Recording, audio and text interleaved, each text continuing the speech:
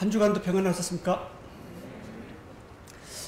코로나19는 몇 개월 사이에 많은 변화들을 저희들에게 주고 있습니다.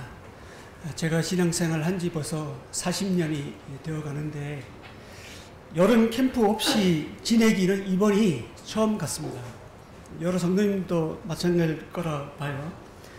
요즘 같으면 복음 집회나 또 어떤 특별 집회 하기도 쉽지가 않은 것 같아요. 이 코로나는 모이기를 힘쓰라는 하나님 말씀에 정면으로 배치되고 있습니다. 우리 성도들은 모여서 예배하고 말씀과 기도로 무장하고 교제하면서 영적 에너지를 받아야 하는데 이 코로나는 그런 것을 하지 못하게 만들고 있어요. 이 속성이 죄의 속성과 아주 너무나도 흡사한 것 같아요. 죄는 분리하고 파괴하지 않습니까? 이럴 때일수록 우리는 정신을 차리고 다시금 성경으로 돌아가서 기본에 충실하고 본질에 충실해야 하겠다는 생각이 듭니다. 오늘은 사도행전 1장 4절에서 11절 말씀으로 내 증인이 되리라는 주제로 함께 은혜를 나누겠습니다. 사도행전 1장 4절에서 11절입니다.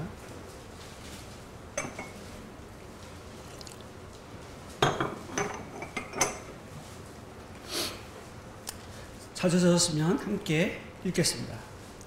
사도와 함께 모이사 그들에게 분부하여 이르시되, 사도행전 1장 4절에서 11절입니다.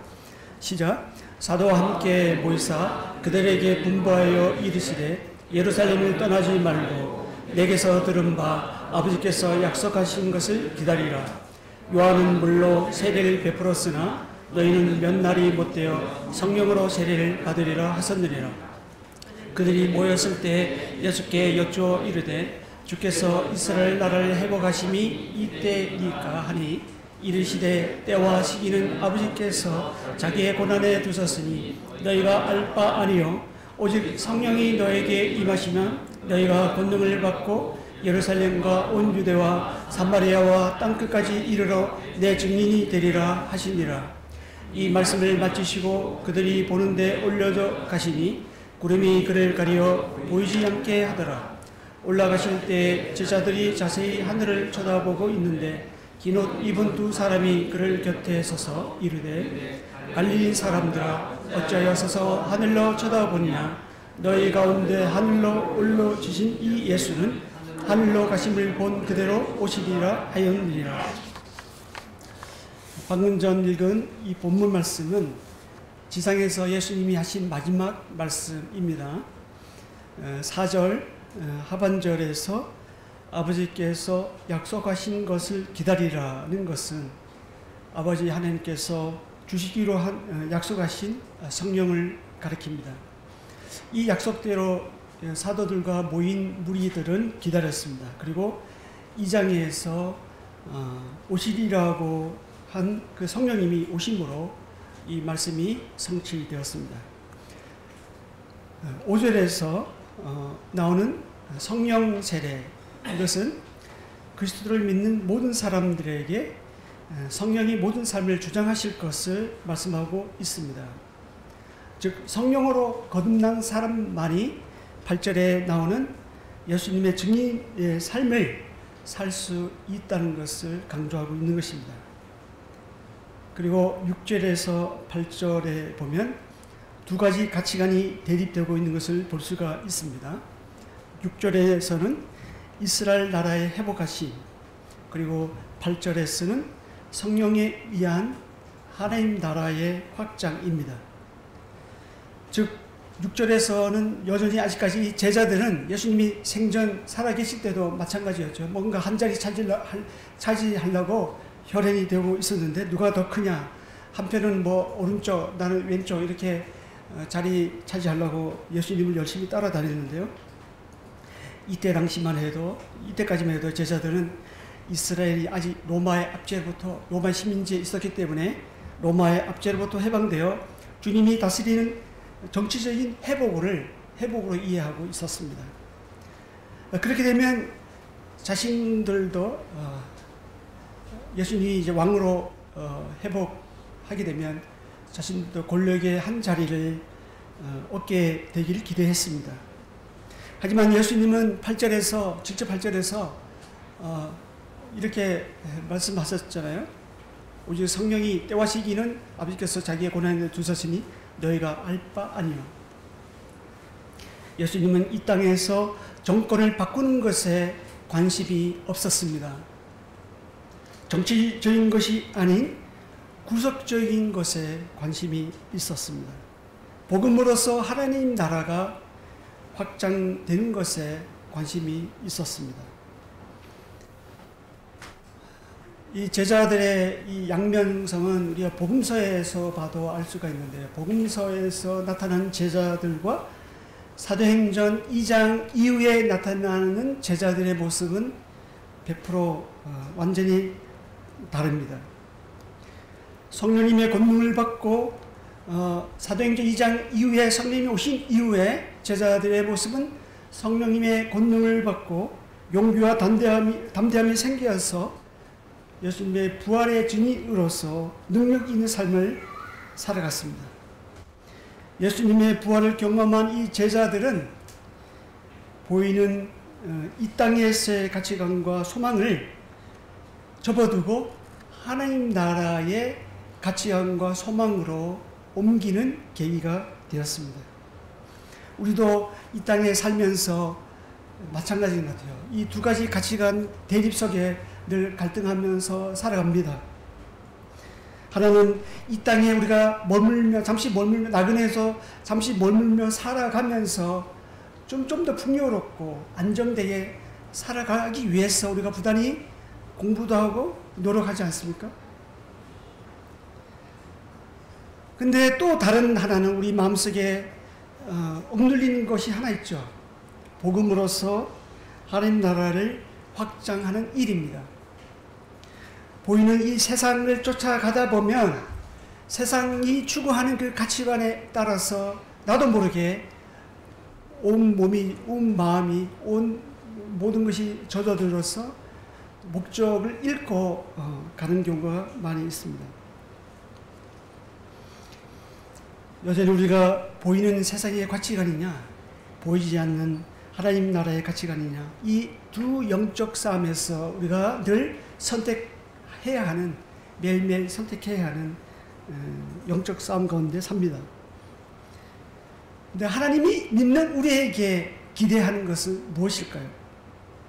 그것은 8절에 나와 있듯이 땅끝까지 이르러 내 증인이 되는 것입니다.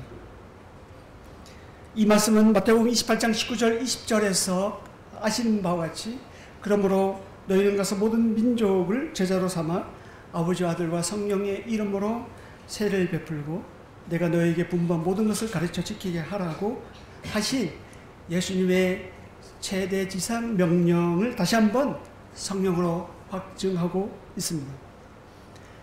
8절에 보면 오직 성령이 너에게 임하시면 너희가 권능을 받고 예루살렘과 온 유대와 사마리아와 땅끝까지 이르러 내 증인이 되리라. 여기서 나오는 이 증인은 그리스도의 죽으심과 부활을 이야기하죠. 특히 그 중에서 부활이 더 강조되고 있습니다. 그리고 8절에 나오는 이 권능은 헬라어로 디나민입니다. 이 뜻은 다이나마이트 같은 그런 아주 초월적인 하나님의 능력을 말합니다. 즉 성령에 의해 압도된 상태를 말합니다. 그리고 1장 8절 뒤에 나오는 증인, 이 증인은 헬라어로 마르티레스입니다. 이것은 순교자라는 의미가 담겨 있습니다. 즉 예수님에 대해 보고 들은 것을 말할 뿐 아니라 예수님 때문에 순교할 자세가 되어 있는 것을 말합니다. 그런데 우리가 그렇게 할 자신이 없잖아요. 그런데 사도행전 2장 이후에 제자들이 걸어가고 있는 그 모습을 보면 그들이 겁쟁이인 그들이 특히 베드로가 그렇고 이 제자들이 예수님이 십자가에 달려 돌아갈 때까지만 해도 굉장히 겁장이었고 두려워서 떨고 흩어지고 그랬더니 제자들이 성령님의 권능을 바꿔서 완전히 태도가 달라졌죠. 자기도 모르게 다른 어떤 성령의 힘에 의해서 가서 모든 민족을 제자 삼으라는 그 예수님의 명령을 따라서 갔습니다. 성령이 바로 이러한 증인의 삶을 살 수 있도록 견인하십니다. 우리가 주목해야 할 부분은 8장 후반절의 끝에 보면요. 내 증인이 되리라는 말씀입니다. 여기서 사도행전 기록한 이 저자가 이 의미를 모르고 기록한 것이 아닙니다.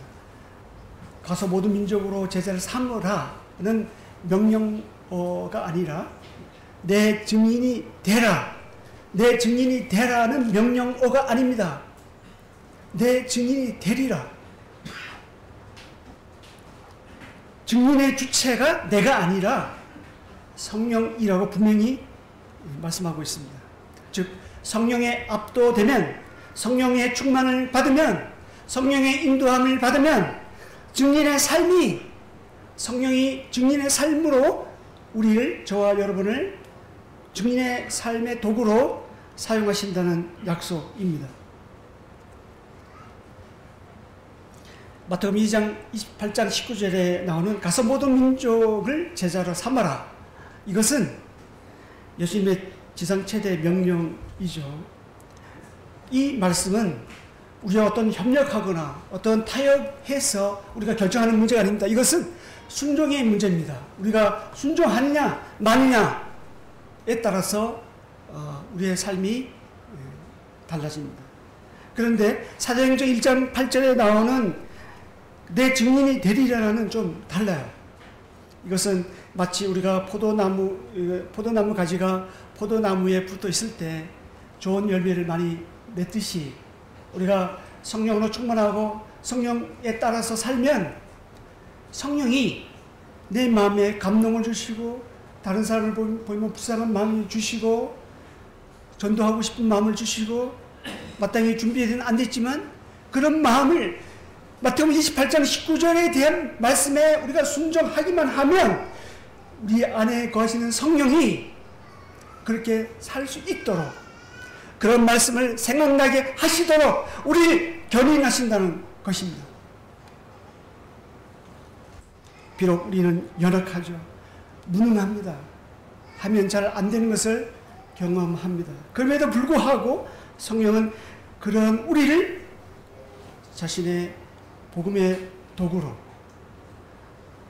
사용하시는 증인으로 우리를 사용하신다는 것입니다. 우리는 말씀을 지킬 의지도 없습니다. 어떤 데는 지킬 능력도 없어요. 그렇지만 성령이 친히 말씀을 지켜 행할 수 있도록 그리고 다른 사람들 만나면 마땅히 대답할 말을 생각나게 해주시고 또 마땅히 가르쳐 지켜 행하시는 그 성령이 우리와 함께 하신다는 것입니다. 성령이 우리 안에 내주하시는 이 성령은 증인의 주체가 되어 예수님의 증인의 삶을 살게 하십니다. 우리가 증인은 법정에 서게 되면 보고 아는 만큼 또 경험한 만큼 말하잖아요. 그래서 항상 증인이 법정 앞에서 설 때, 법의 재판을 할 때 증인이 참 중요합니다. 증인이 있느냐 없느냐에 따라서 재판 결과가 완전히 달라집니다. 그리스도인의 증인은 예수님과 대면해서 예수님을 만나고 예수님을 경험적으로 아는 만큼 말할 수 있겠죠. 아는 것이 없으면 법정에서 증인으로 설 수 없을 것입니다. 사도행전 우리가 1장 21절에서 26절에 보면 예수님의 12제자 중에 가룟 유다 대신에 한 사람을 선택하는 이야기가 나옵니다. 그런데 그 선택 기준을 보면 항상 우리와 함께 다니던 사람 중에 하나를 세워 우리와 더불어 예수께서 부활하심을 증언할 사람이 되게 하여야 하리라고 나옵니다. 예수님의 부활을 목격한 증인으로서 한 사람을 선택한 것이죠. 그것이 바로 마띠아였습니다. 우리도 예수님의 증인의 삶을 충실하게 살기 위해서는 평상시 예수님과 대면해서 만나는 일을 즐겨야 하겠죠. 이것이 억지로 되는 것이 아니고 좋아서 우리가 지금 하고 있잖아요. 매일매일 정해진 본문 그 이상으로 성경을 읽고 기도하고 순종하면서 하나님을 경험해 가는 것이 중요합니다. 코로나는 사람을 비대면 문화로 만들고 있습니다. 그렇다고 하나님과 우리를 비대면화 시키지 못합니다. 오히려 코로나는 우리 믿는 성도들이 하나님과 대면하게끔 더 친밀하게 하나님을 가까이 밀착하기 위해서 하게 만들 뿐이죠. 우리가 사람 간에 거리를 둔 데서 하나님과 거리를 두면 그것은 하나님께서 원하시는 것이 아니라 사단이 좋아하는 것이죠.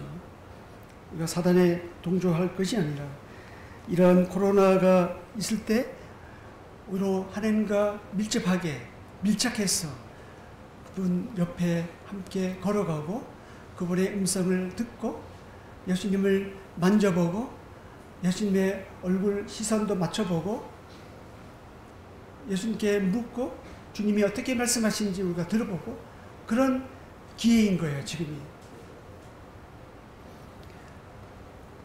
이러한 개인적인 영적 호흡과 생명 활동은 자연스럽게 증인의 삶을 살 수 있도록 하는 원동력이 됩니다. 1장 8절 보면요. 오직 성령이 너에게 임하시면 너희가 권능을 받고 예루살렘과 온 유대와 사마리아와 땅끝까지 이르러 내 증인이 되리라. 하나님께서 인간을 구원하신 목적 중 하나는 우리가 예수님의 증인으로 사는 것입니다. 성령의 능력에 힘입어 예수님의 죽으심과 부활을 전하는 것입니다. 베드로는 자신이 기록한 베드로전서 2장 9절에서 이렇게 말씀하고 있죠. 당시 흩어진 교회들에게 이렇게 말씀하고 있습니다. 너희는 택하신 족속이요 왕같은 제사장들이요 거룩한 나라요 그의 소유가 된 백성이니 이는 너희를 어두운 데서 불러내어 그의 귀한 빛에 들어가게 하신 아름다운 덕을 선포하게 하려 하심이라. 아름다운 덕을 선포하는 일은 증인만이 할 수 있는 일입니다. 예수님의 증인으로 사는 것, 이것은 우리가 천국에 가서 할 수 없는 일입니다. 우리가 이 땅에 살면서만이 할 수 있는 특권입니다. 그래서 우리를 이 땅에 구원받고 바로 하늘나라로 데려가시지 않고 남겨주신 이유는 예수님의 증인으로서 다른 사람에게 복음을 전하게 하기 위해서입니다. 하나님은 세상을 구원해 가시는 유일한 방법으로 전도를 사용하십니다. 하나님의 지혜에 있어서는 이 세상이 자기 지혜로 하나님을 알지 못하니까 하나님께서 전도에 미련한 것으로 믿는 자들을 구원하시기를 기뻐하셨더라고 고린도전서 1장 21절에서 말씀하십니다. 하나님은 구원받은 사람을 통해 사용해서 전도의 매개체를 통해 또 다른 사람을 구원해 가십니다. 복음은 아직 믿지 않는 사람이 볼 때는 미련해 보이죠. 그렇지만 믿는 우리에게 볼 때는 하나님의 능력입니다. 우리는 세상에서 구원으로 부름을 받았고 또 다시 세상으로 나가서 또 다른 사람을 구원하기 위해 보냄을 받은 자들입니다. 우리가 다른 누군가에 의해서 이 자리에 지금 앉아 있잖아요. 저도 마찬가지로 태어나면서부터 제가 교회를 걸어서 온 것은 아니거든요. 저도 친구의 권유에 의해서 이 자리에 왔습니다.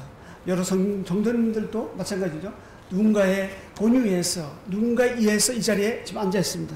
그렇다면 나로 인해 다른 또 누군가가 이 자리에 와야 하는 사명을 우리가 각자가 받았습니다.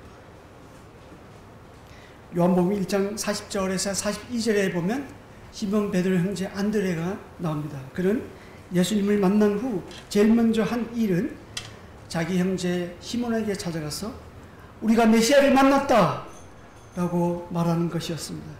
그리고 그 자기 형제 시몬 베드로를 예수님께 데리고 왔습니다.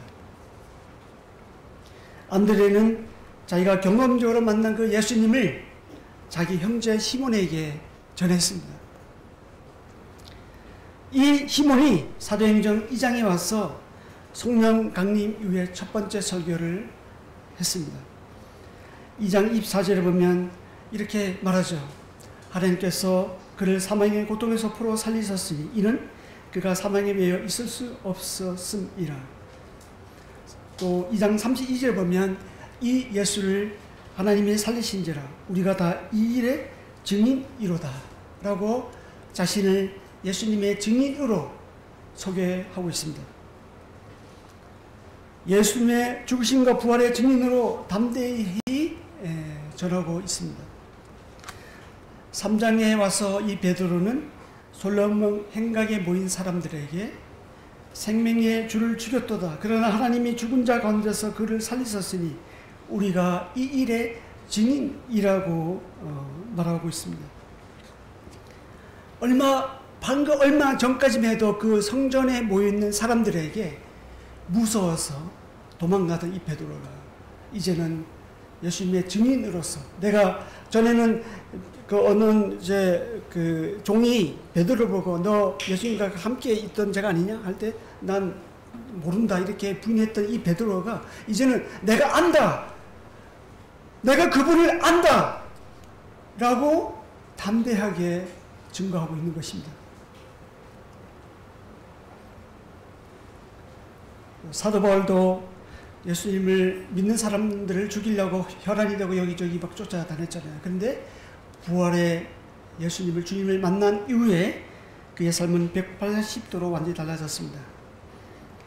그가 전했던 복음이 바로 죽으시고 다시 살아나신 예수 그리스도였습니다. 바울은 사도행전 22장 15절에서 이제 다시 3차 전도여행이 끝나고 예루살렘에 갔는데 바울이 시기하는 사람들에게 잡히게 됐습니다. 그리고 많은 사람들이 바울을 죽이려고 혈안이 되어가고 모여 있는데 그 사람들에게 자기를 잡으려고 모인 사람들에게 자기가 보고 들은 것, 즉 부활의 증인으로 담대히 말했습니다. 이 일에 바울은 로마서 1장 16절에서 나는 이 복음을 부끄러워하지 아니한다고 말하고 있습니다. 또 우리가 예루살렘 교회와 안디옥 교회의 차이를 보면요, 어디에 있냐면 증인된 삶에 있습니다. 예루살렘 교회는 유대인들로 구성된 최초의 교회였잖아요. 예수님은 가서 모든 민족으로 제자를 삼으라고 명령했는데 이 예루살렘 교회는 예루살렘을 떠나지 않고 머물러 있었어요. 그래서 스데반 순교를 계기로 핍박이 오자 어쩔 수 없이 흩어지게 됩니다. 하나님께서 강제로 흩어지게 하심으로 증인된 삶을 살게 하셨습니다. 어떻게 보면 이 코로나가 우리는 모으고 결집하고 이렇게 해야 되는데 코로나는 모이지 못하게 하고 흩어지게 하고 그렇게 하고 있잖아요. 이것이 어쩌면 우리가 흩어져서 예수님께서 우리에게 부탁하신 이 사명 감당하라고 하신 것이 아닌가라고 또 생각이 듭니다. 예루살렘의 교회에 비해서 이 안디옥 교회는 어땠습니까? 바울과 바나바를 따로 세워 안수를 하고 예수님의 증인으로서 파송을 합니다. 이로 인해 복음이 아시아를 넘어 유럽에까지 전해지게 된 계기가 되었습니다. 사도행전 이후 이 제자들은 하나같이 예수님의 증인의 삶으로 살았습니다. 교회사를 보더라도 예수님을 마태복음 2장 19절에 순종한 모든 신실한 하나님의 종들은, 제자들은 증인의 삶을 살다가 어떤 사람은 순교도 하고, 어떤 사람은 애매의 고난도 받기도 하고, 어떤 사람은 많은 손해를 입기도 했습니다. 그럼에도 불구하고 이 일은 가치 있고 중요한 일이기 때문에 이 자체는 그 어떤 역경이 오더라도, 어떤 것이 장애물로 오더라도 이 일만큼은 포기할 수 없는 것이었습니다. 우리가 이런 것을 모르는 바가 아니잖아요. 근데 요즘 같은 이 코로나 이 시대에서 참 한 사람, 한 영혼을 교회로 데려오기가 참 쉽지가 않은 것 같아요. 제가 그걸 느꼈습니다. 실은 지난주에 우리 직장 동료에게 약속하고 오기로 했거든요. 근데 불과 이틀 전에 새로운 방역 지침이 내려지면서 덜컥 겁이 난 거죠. 사회적 이슈로 떠오른 이 교회, 아무리 상사라고 해서 내가 거기에 가야 되나? 결국에는 못 오게 됐는데 참 마음이 아프고 안타깝습니다. 여름 복음 캠프 취소된 거 너무나도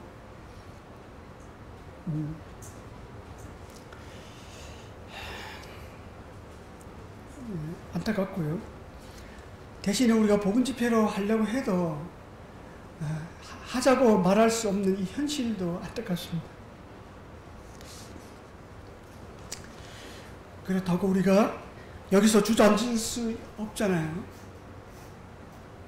성령님은 이것을 능히 극복할 수 있는 능력, 권능을 주시기 때문에 우리가 성령에 앞되어 되면 그 어떤 것도 우리를 막지 못합니다. 우리가 비록 복음 기쁨은 하지 못하지만 우리가 매일 아침에 구도자를 위한 기도 문자를 보내고 있습니다. 한 영혼을 구원하는 이 일에 우리 모두가 마음을 모으고 기도하고 우리 가까이 있는 사람 전해야 하겠습니다. 정말 이전보다 더 주님 오심이 가까이 온 것 같아요. 여러 성도님들도 그런 걸 느끼지 않습니까?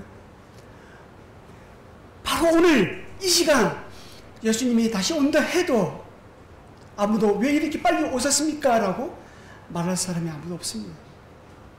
지금 온다 오신다 해도 늦지 않았어요.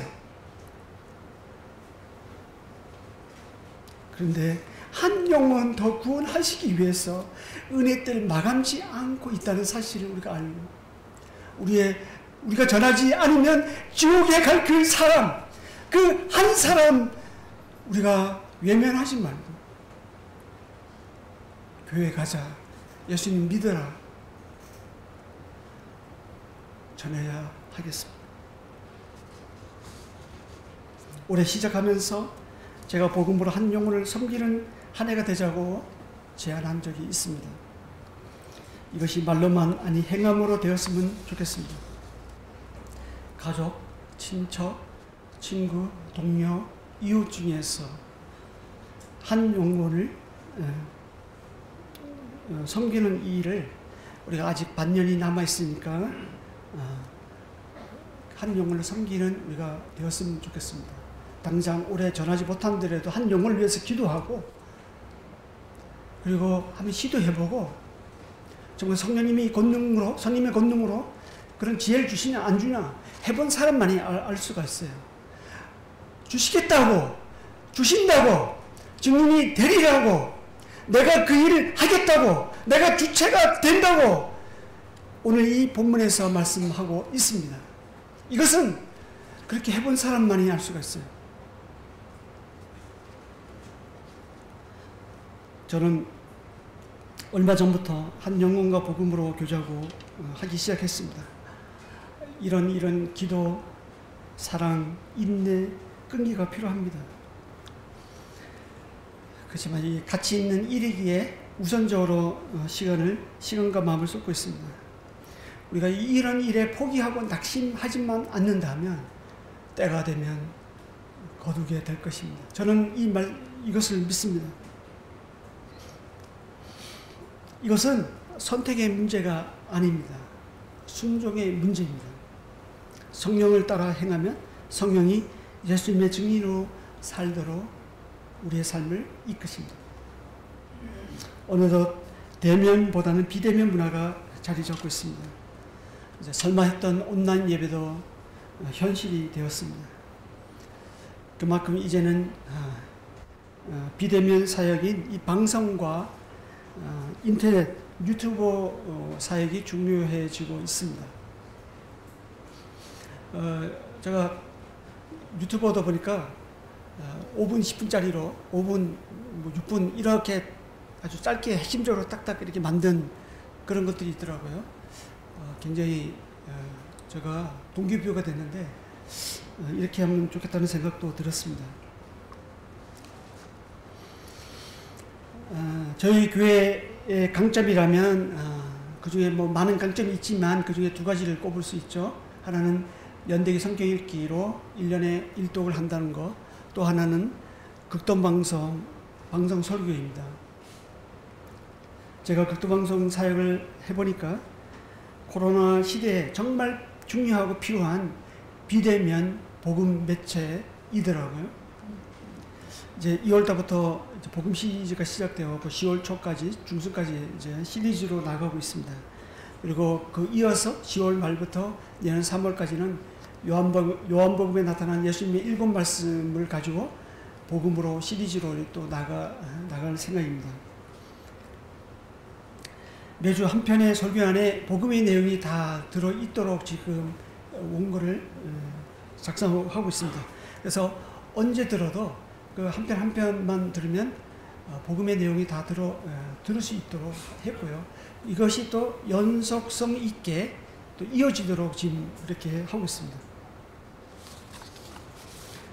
매주 방송 나간 다음에 우리가 카톡으로 바로 공유하고 있잖아요.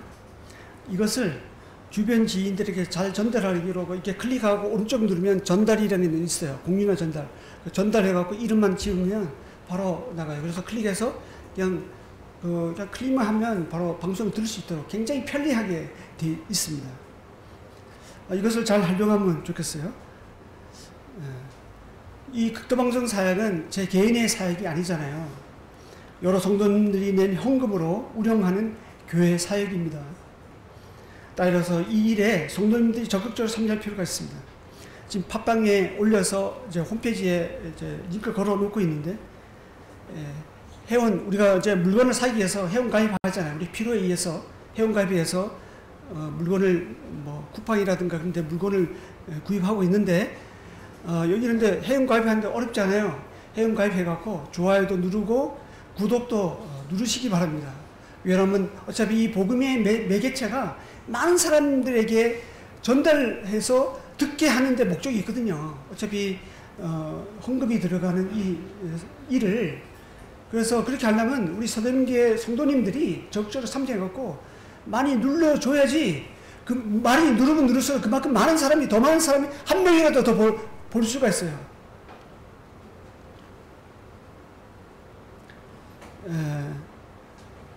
그래야지 한 명이라도 그 복음으로 한 영혼이 도전받고 구원받을 수 있습니다. 제가 개인적으로 미션월드 내시라는 홈페이지를 운영하고 있는데 복음방송이라고 이렇게 올려놓은 게 있습니다. 그것이 그냥 올려놓고 관리도 안 하고 있어요. 근데 벌써 1000회가 넘어요. 어떤 거는 1500회 이상 되고, 의외로 많은 사람들이 관심을 두고 클릭하고 있더라고요. 제가 그걸 보면서 이것이야말로 이제 누가 보는지 모르죠. 그렇지만 정말 필요한 사람, 찾는 사람에게는 이것만큼 정말 생수의 우물이 될 수 있겠구나라는 생각이 들었습니다. 근데 의외로 우리 성도님들이 이제 이런 홈페이지 이용이라든가 극도방송에 나오는 이것을 의외로 클릭을 잘 안 하더라고요.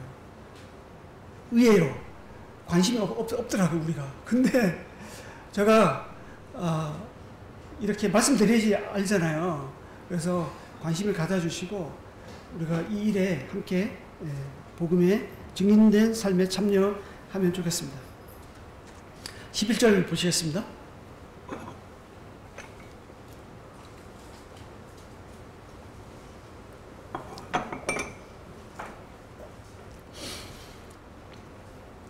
이르되 갈릴리 사람들아 어찌하여 서서 하늘을 쳐다보느냐 너희 가운데서 하늘로 올려지신 이 예수는 하늘로 가심을 본 그대로 오시리라 하였느니라.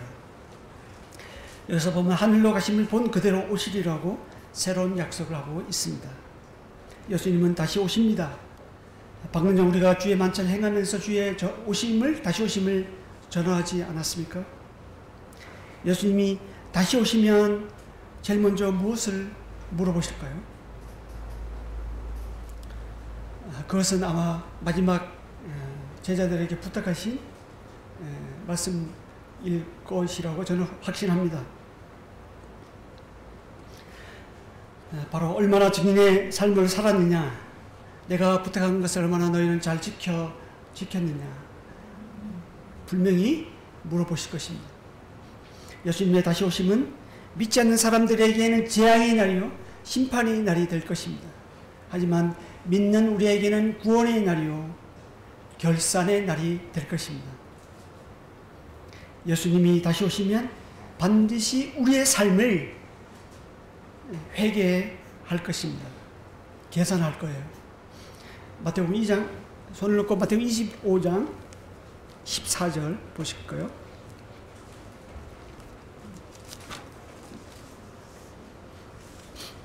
마태복음 25장 14절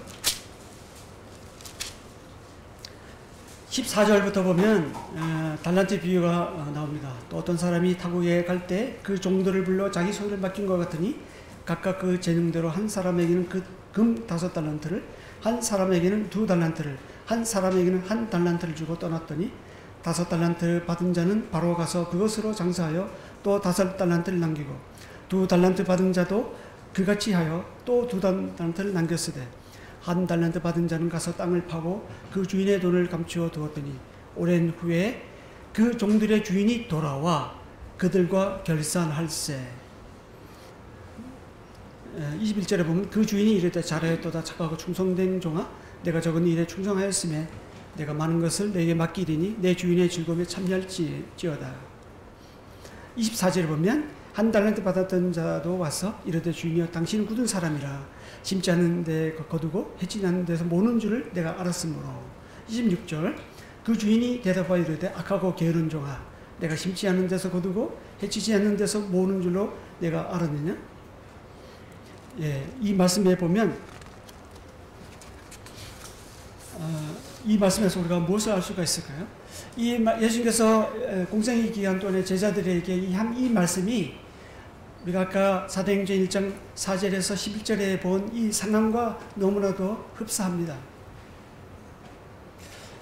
이 말씀은 마치 예수님이 하늘로 승천하시면서 자신의 남은 사역을 제자들에게 위임하시는 모습을 보는 것과 같습니다. 달란트 비유에 나오는 종들은 각각의 능력에 맞게 위탁받은 주인의 소유를 가지고 장사하여 이익을 남기는 사명을 받았습니다. 그래서 주인이 다시 돌아와 결산할 때까지 종들이 해야 할 것은 해야 할 사명, 그것이 장사하여 이익을 남기는 것인데 이게 사명이고 이것이 미션이었습니다. 우리도 마찬가지입니다. 우리의 사명은 이 땅에서 예수님의 사명을 계속 이어가는 것입니다. 영어로 사명, 영어로 미션, 이 사명은 sending, 보내다라는 의미의 라틴어에서 유래되었습니다. 하나님이 저나 여러분을 누구에게 보내기 원하신다고 생각하십니까?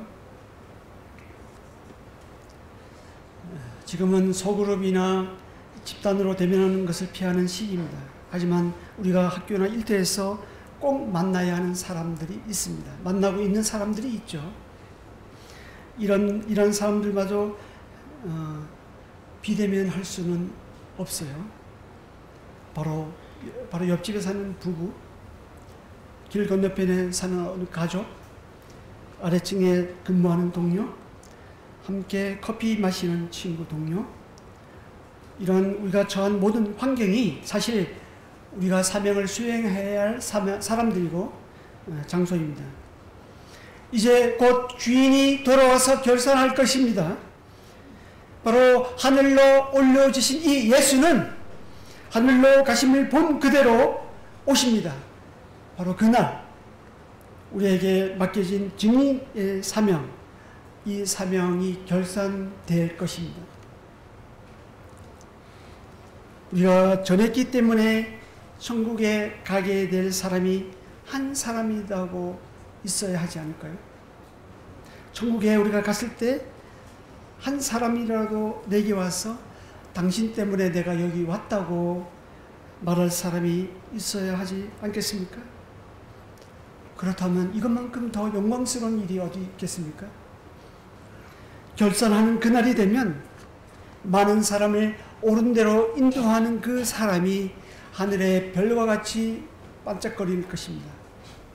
내가 인도한 그 한 사람이 하나의 별이 되어서 하늘에 빛나는 별로 바뀔 것입니다. 내가 또 다른 인도하는 사람이 하늘의 별이 또 되어서 하늘에 반짝일 것입니다. 하나님은 그렇게 하신다고 약속하십니다. 근데 하늘에 갔더니 내 하늘 천국에는 아무것도 없다고 생각하면 얼마나 부끄럽겠습니까?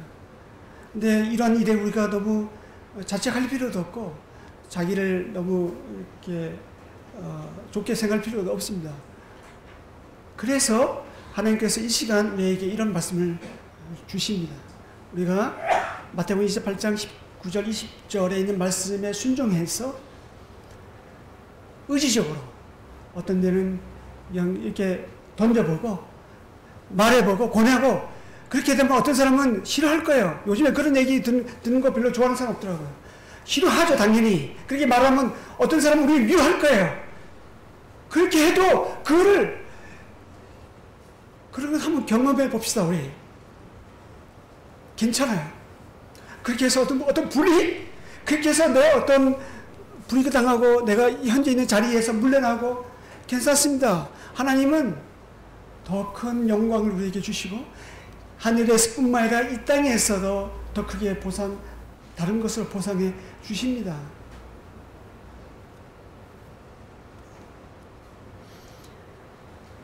이것이 한 번뿐인 인생을 우리가 가치 있고 의미 있게 살아가는 길입니다. 우리가 이 땅에 살아가면서 이것만큼 더 영광스럽고 행복하고 즐거운 것이 어디 있겠습니까? 이것은 곧 전도자만, 선교사만이 할 일이 아니죠. 우리 모두가 현재 처한 위치에서, 환경에서 우리가 만나는 사람들에게 할 수 있는 당장 오늘 저녁이라도 내일이라도 한 번씩 이번 주간에 한 번 정도 이렇게 던져보는, 한번 시도해보는 우리 모두가 되었으면 좋겠습니다. 정리하겠습니다. 오늘은 사도행전 1장 4절에서 11절 말씀으로 내 증인이 되리라는 제목으로 함께 나눴습니다. 제자들은 예수님을 따르고 있었어요. 하지만 세상적인 가치관을 여전히 버리지 못했습니다. 하지만 성령의 오심으로 권능을 받고 내 증인이 되리라는 말씀대로 예수님의 죽으심과 부활의 증인으로 담대히 살았습니다. 이와 같이 믿는 우리 모두도 누구든지 가서 모든 민족을 제자로 삼아라는 이 말씀에 순종해서 성령을 따라, 성령의 인도를 따라 가기만 하면 성령은 예수님의 증인으로 살아갈 수 있도록 우리를 이끄시고 견인하십니다. 우리가 전 현재 환경은 하루하루 예측하지 못한 불확실한 미래 속에 살고 있습니다. 이럴 때일수록 예수님의 죽으심과 부활을 목격한 증인으로서 순교를 각오하고 전해야 하는 사명을 우리 각자에게 주어졌습니다. 증인된 삶은 첫째, 보고 경험한 것을 있는 그대로 증언합니다. 그러기 위해서 우리가 매일같이 예수님을 꾸준히 대면하여 보고 예수님을 만져보고 느껴보고 경험해보는 일을 생명처럼 지속해야 하겠습니다. 왜냐하면 이것이 증인의 삶을 살 수 있도록 하는 원동력이 되기 때문입니다. 둘째, 증인된 삶은 증인으로서 사는 것이 이 땅에서만 할 수 있는 거라는 거죠. 천국에 가서 이제 증인된 삶을 살아야 되겠다라고 생각한들 그때는 당연히 생각이 들 거예요. 그렇지만 그때는 그렇게 하려 해도 할 수가 없어요. 여러분 전도 받아야 될 사람이 아무도 없기 때문에요.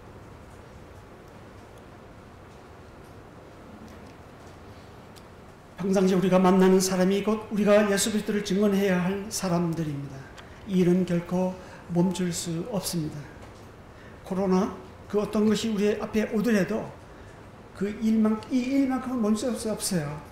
비록 모이지 못하게 하면 흩어져 있어서 산 위에서 저 북한산 속에서 만나더라도 우리가 이 일을 해야 되는 거예요. 초대교회들이 그렇게 살았고 심지어 카타콤베 지하에 내려가서도 골로새에 쓴 그 사자굴 앞에서도 마지막까지 증인의 삶을 살았습니다. 하나님은 전도라는 유일한 방법을 사용하여서 사람들을 구원해 가십니다. 그 일에 우리가 동역자로 참여하기를 원하십니다. 셋째, 증인된 삶은 예수님이 다시 오시는 그날이 바로 결산하는 날이라는 것을 알아야 합니다. 지상사역을 위임하신 주님은 우리가 얼마나 영혼 구원한 일에 장사를 잘 했는지 셈할 것입니다. 우리 때문에 천국에 가게 됐다고 말할 사람이 한 명이라도 있다면 이것만큼 얼마나 영광스럽고 기쁜 일이 있겠습니까? 하나님은 이 일에 참여하는 모든 성도에게 하늘의 별과 같이 빛나게 하실 뿐만 아니라 착하였도다, 잘하였도다, 착하고 충성된 종아라고 칭찬하실 것입니다. 우리가 성령으로 충만하게 되면, 성령의 인도함을 따라가게 되면 그 성령은 우리 안에 내주하신 이 성령은 예수 그리스도의 증인으로 살아갈 수밖에 없도록 우리를 강권하십니다. 이제 한 주간 그리고 앞으로 우리의 남은 생애 우리 앞에 펼쳐져 있습니다. 마지막 예수님이 부탁하신 이 지상명령, 가서 제자 삼으라. 여기에 순종해서 성령에 의해 내 증인이 되는, 예수님의 증인이 되는 저나 여러분이 되면 좋겠습니다. 기도하고 마치겠습니다.